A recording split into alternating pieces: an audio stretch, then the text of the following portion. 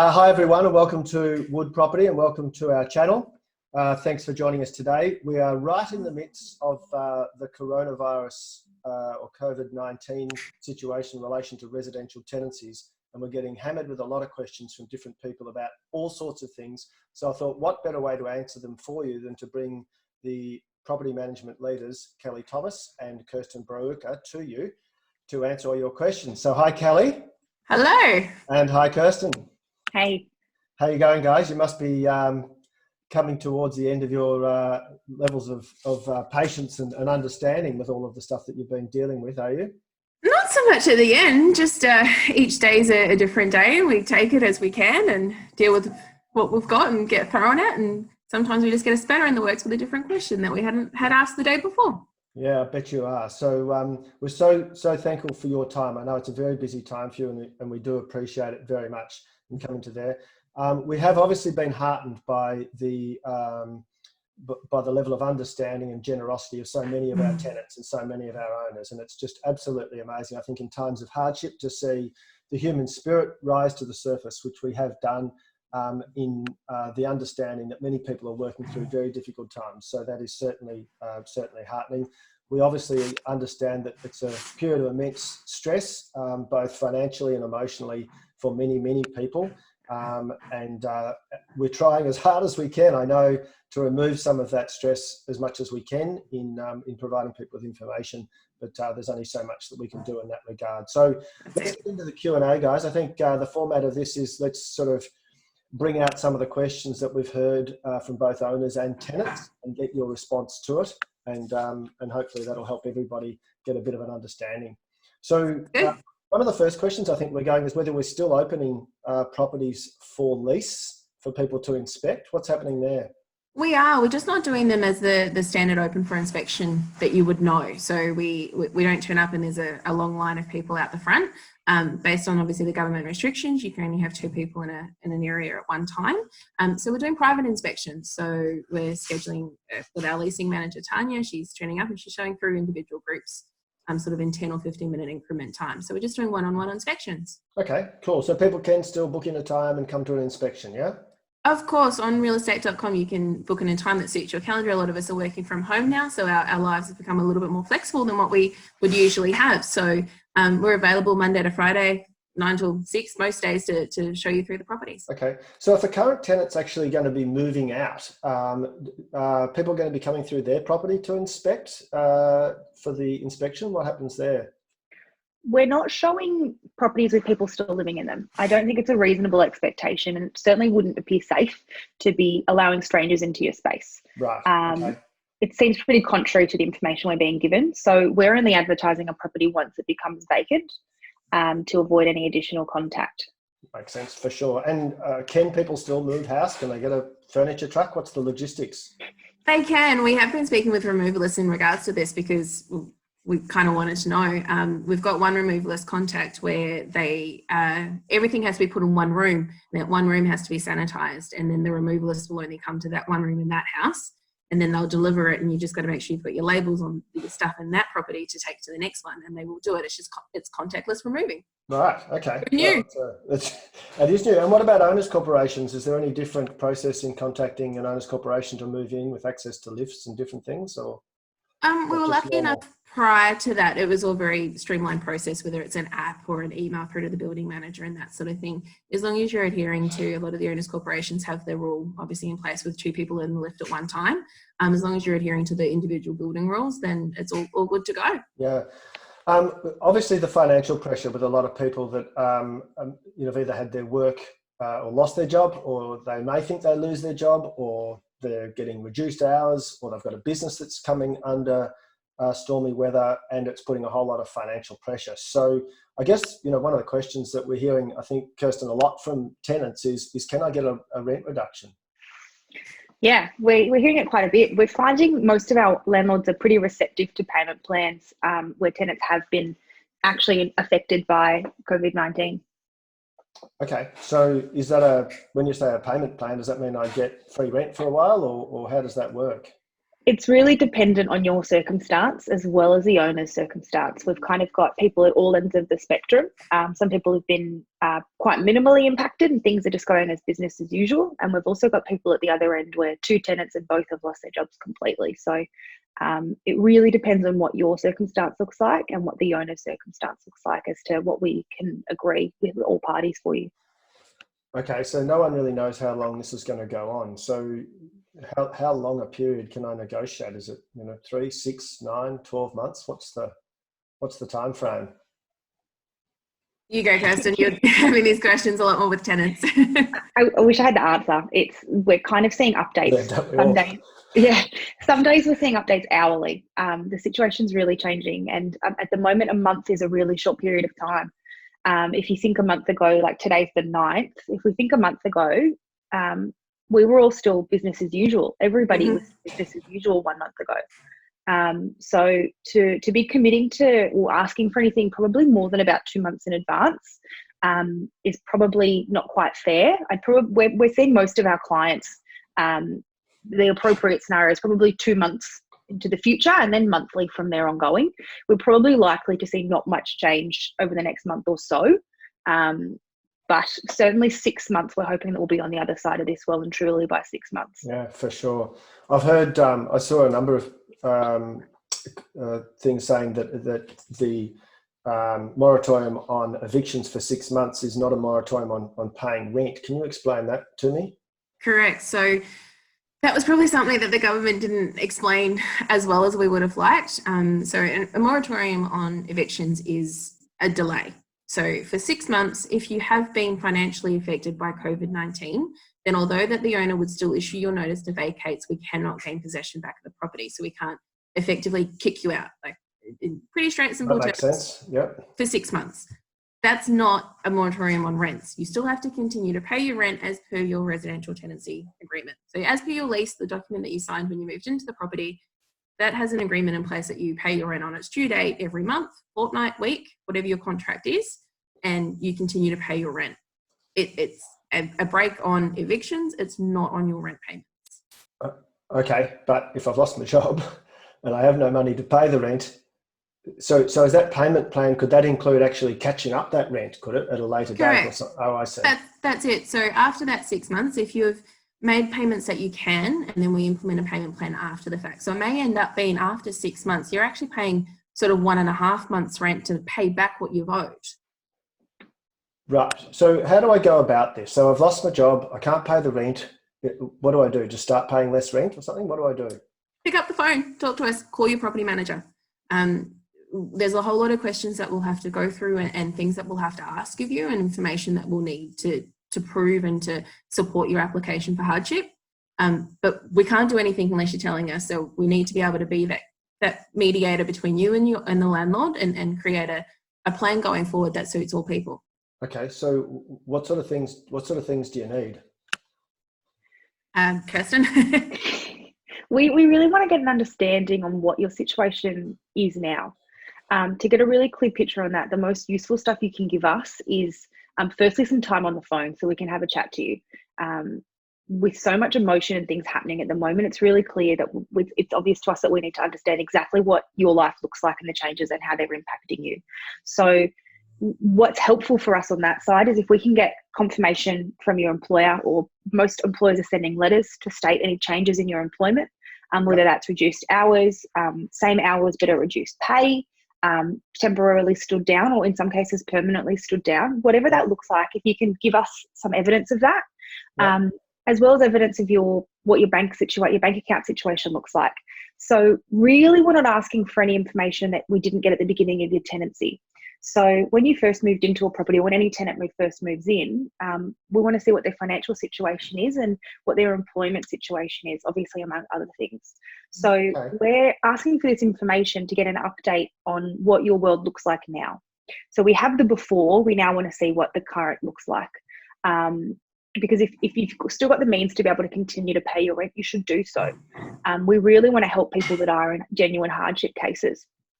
So we need you to help us with the information to be able to present a clear case to a landlord that you are in genuine hardship. Okay, so there could be lots of different circumstances. People could have lost their job, they could have had reduced hours, they could be running a business that's going under trouble. I mean, the other thing, so what happens if, because let's say my work has been saying, well, we might be able to get your pay back once we get this JobKeeper allowance, but at the moment I'm stood down. So now what do? I don't know whether I've got a job or I don't. So what's my process now? It really depends on whatever else is happening in your life, and also what happens in the owner's life. Some of our clients and owners are in the same scenario where they've also lost their jobs. Yeah. So it's really a moving target, and something that we have to come to. And not every situation is going to be the same. The first thing you need to do is just talk to us.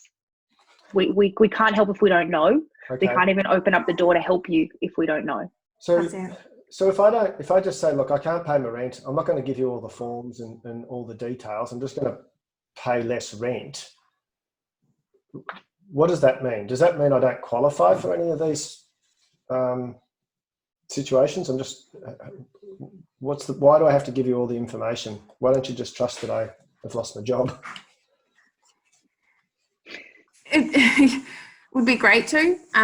Unfortunately, we have to ensure that obviously the rent gets paid, and sometimes I think we feel a little bit hard when we're saying these things, but we're not sure of the owner's personal circumstances as well. A lot of investors in Australia, just mum and dad investors, and require the rent payment to pay the mortgage to be able to put food on their own table. So each circumstance, and that's why we're saying you have to talk to us, because one tenant situation is completely different to the next tenant, who's completely different to that landlord as well. So as much as there's not going to be a blanket rule that's going to suit everybody, which is I think why the government haven't actually initiated anything or said something, because everyone's circumstances is completely different. Yeah.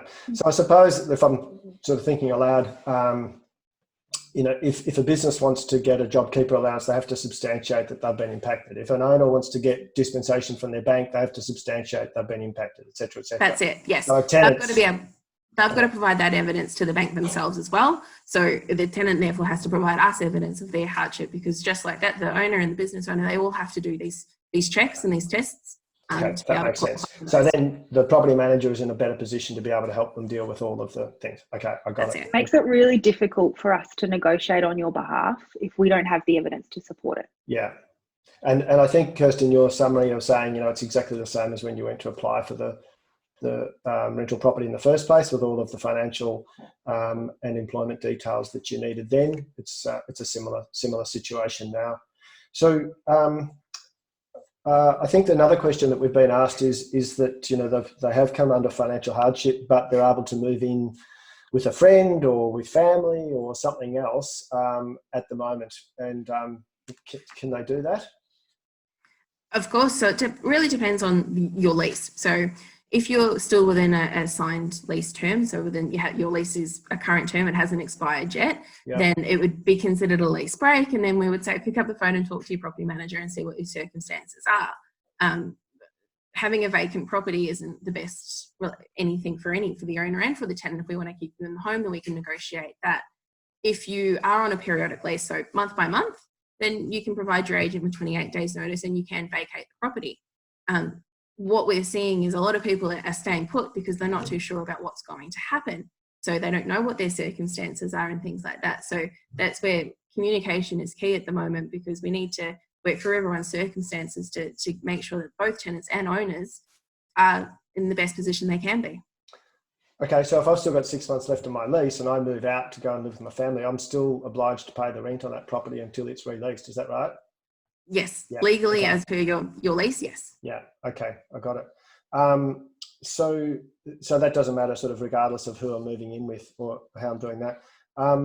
So I guess in the application and the details, that the people that are in financial and obviously goes with that the emotional stress, they may have made application themselves for their own benefits through the job seeker allowance and those sorts of things. So, and I think there's a number of other services, support networks and things that they're able to avail themselves of as well, I assume, whether it's financial or emotional support. And we'd encourage them to make use of those as well. Okay. So I guess, you know, that's if I do have somewhere else to live, I don't have a lease, a fixed term lease, I can give 28 days notice, I can go and live with someone else, and that sort of gets me out of that lease obligation. Yeah. Mhm. So the problem occurs, of course, if I don't have anywhere else to live and I need to stay there, but I can't pay my rent either. That's when we That's need it. to have the discussion with the property manager and get a little bit more information around all Most that. definitely. Yeah. Okay. So that's making sense. So what about, I hear we've had questions from people that say, well, look, I haven't lost my job, but I might. I'm not quite sure. I'm hearing that I might. I'm getting the signals that I might. My business isn't quite sure what's going to happen. Can I just get a rent reduction for a little while in case, you know, in 2 or 3 months' time I can't afford it? Or how does that work? We're in a really scary time. There's not many people that don't have some uncertainty at the moment. You're kind of lucky that you're still working and that you have some consistency happening for you, and still able to pay your rent. We would suggest you need to continue to honour your lease. Nothing has changed on that side, and we keep being, with the guidance we've been given so far, is the Act is still the Act. We still need to follow our legislation. But should your situation change at all, definitely let us know as soon as that happens. I'm sure we won't be your first call, but as soon as you can, please let us know. We can talk you through what the scenario looks like, and then we can guide you on how we can go from here. Yeah. And what about I understand we've had a number of calls from owners who, you know, haven't heard from us, but they're just concerned about their tenant and where they may be at. I love these phone calls. It shows that as human beings, we're amazing people. I love these phone calls to get it. When you've got as many tenants and things going through these circumstances, it's sometimes a no news is good news, which is a really good thing to be able to say to an owner. As soon as we know something that's not quite right with the tenant, then our owners are our first call. But to get these phone calls from owners and then responses from tenants saying, please let my owner know I'm still employed, my job's all good, just let them know in case they're stressing, because in the end, these tenants and the owners have an agent for a reason, and they don't talk to each other and they don't know each other and they don't communicate at all. So when we're able to do those good calls, it makes this really tough time at the moment a lot easier to deal with some days. Yeah. We're seeing the best in people as much as we're seeing some people in really high stress situations. It's also bringing out the best in everybody. I understand we also had a call from a tenant wanting to know if the owner was okay and how they were tracking. That's it. It was so good to get it. So nice to see. Perhaps a little conversely, I understand we had a call from people to say, well, the gym and pool in my building has been shut down for obviously secure health reasons, and now I can't use the gym, so I'd like a reduction in my rent. Is that the case? What was the answer to that one? There's not many buildings in Melbourne where common spaces are still open. It's really been done for the safety of all residents. You've probably seen an increase in the cleaning in the common spaces that are open, like your foyers, your lifts, corridors. The time that would normally be spent cleaning the gym and the pool and the rooftops are now being spent in addition to extra hours doing those common spaces that everybody's walking through and touching. It's really disappointing that you might have lost access to those facilities. It's probably part of the reason why you love your home. The current climate means we're all making adjustments. We're all making sacrifices, some larger, some small. It's up to you, really. It's a small sacrifice for a small period of time. That said, though, if you still would like to pursue a reduction, talk to us about it. But keep in mind that it varies depending on what your facilities are. If you're in a building with with a rooftop terrace, probably didn't pay any more to have access to that rooftop terrace. Apartments nearby without rooftop terraces probably don't achieve a lower rent than you pay. Right. If you've got a gym, pool, tennis court, okay, it's probably more like $10 to $30 a week. It's probably not much more than that for comparables without it. Yeah. So just keep in mind all of that considered. Yeah, that's right. So everyone's taking a bit of a loss here. I suppose also just on that point, everyone suffered a loss of amenity with restaurants around their properties being shut down and everything else. So we're all experiencing that loss of amenity. If someone wants to extend their lease just to get a bit of security, if they're on a month to month and they just want to know that they're safe for the next 12 months, can they extend their lease? What's the... Absolutely. For sure. Why not? As long as obviously landlord and tenants do need to agree on that lease term and that signing to that, but nothing's stopping. Property management is still, we're all still running, everything's still getting done. It's even a change to like how we do routine inspections and things like that now. So everything that was getting done is still getting done. We're just doing a lot more with our discussions. Yeah. Yeah, keep hearing the line, business as usual, but different. Maybe that's our catchphrase. Just a little bit different. Just a little bit different. Yeah. Well, that's incredible. So it sounds like it's just, as you said, I think, Kelly, the governments haven't been able to nut out a solution for this, mainly because it becomes a sort of a one-size-fits-all, which I guess means, some people will be unfairly advantaged or disadvantaged potentially through that. And so is the approach just an individual by individual, case by case, tenant by tenant, owner by owner situation? And you're just, I guess, navigating each situation and each person through their own personal situations. Yeah, that's it. We're having similar discussions with each person, but they're always slightly different with their circumstances. So we're having those discussions with those tenants, then we're taking that discussion to the owner and communicating with them, but we're having to do it on a case-by-case scenario. What's going on in the world has affected every person separately and individually and differently. We're not all in the same boat when it comes to this. So we can't just do a blanket rule for everybody. We can't just say no rent. Doesn't work. So we need to address each scenario case by case. Yeah, absolutely. No, I understand all that. And I think we've had a number of people that we've spoken to that have shown an incredible level of human spirit, and obviously want to just thank them very much for their understanding and support of each other through this time. And I think that's really the message in times of hardship. We've got the rule book, if you like, but at times we just need to negotiate the most appropriate and what outcome is right. That's it. And do encourage them to do that. So thanks very much, Kirsten and Kelly. I don't know whether you've got any other sort of points to add, but it sounds like we're getting continual questions and things are continuing to change, obviously, on a pretty regular basis. Yeah, we're getting different questions each day, obviously depending on what's getting announced as well. So it's a case day by day, hour by hour. Sometimes things are changing. So we just need to make sure that we're listening to the right people and getting the right information and going from there. And if there's any questions we haven't covered, ring your property manager. Is that the message? Call them. We're getting from people that we're speaking to that are saying, look, I didn't think that I was going to get this answer from you. I thought you were going to tell me the lease is the lease. I need to pay the rent. We've had a few people that have been quite surprised after hearing how other people are going, just with our human approach. We want to help. We don't want you to leave the property. We don't want you to stop paying rent. We don't want the owner to have a vacant property. But we also don't want the owner to be in a situation where they overcommit what they can do for you and then disadvantage you and the property and their financial future moving forward as well. Yeah. So we need to be understanding, and we're obviously doing our best. We're calling on some skills that we're developing very quickly. I didn't learn this in school. No. To learn how to have these conversations. No one did. Kirsten, Kelly, thanks so much. I really appreciate your time.